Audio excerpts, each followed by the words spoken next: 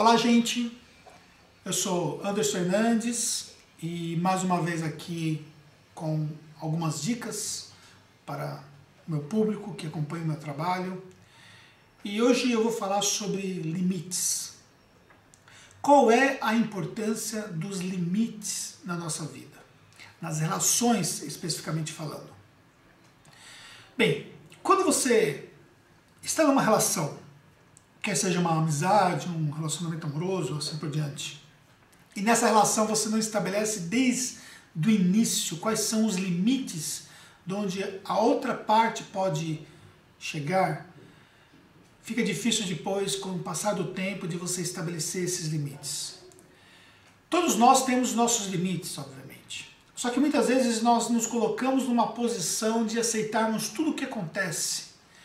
E isso faz com que as pessoas elas achem que não tem limites sobre o que elas podem dizer para nós, sobre o que elas podem fazer contra nós. E obviamente lá na frente, muitas vezes quando esses limites já foram ultrapassados, nós descobrimos que fica muito difícil de consertar as pessoas dentro daqueles limites. Os limites eles funcionam para tudo na nossa vida. Por exemplo, ao lidarmos com os filhos, se você não estabelecer desde o início quais são os limites do aceitável para as crianças, vai ser muito mais difícil depois você conseguir corrigir esses limites quando você chegar numa fase mais jovem, por exemplo, numa adolescência.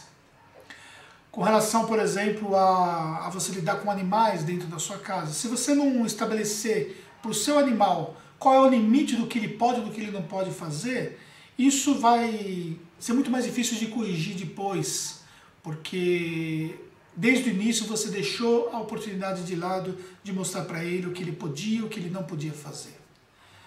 O mesmo se aplica em relação aos nossos relacionamentos.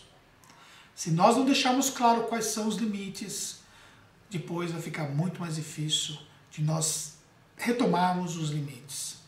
E muitas vezes isso pode significar o fim, porque as pessoas, uma vez tendo a mente expandida naquilo que elas podem fazer, dificilmente elas vão querer aceitar que a atividade dela em relação a você tem que seguir algumas regras que você não deixou claro desde o começo. Pense nisso, essa é a dica de hoje e continue acompanhando aqui as minhas dicas nesse canal no YouTube. E muito sucesso para você, muito obrigado por acompanhar o meu trabalho e sucesso para você na vida sempre.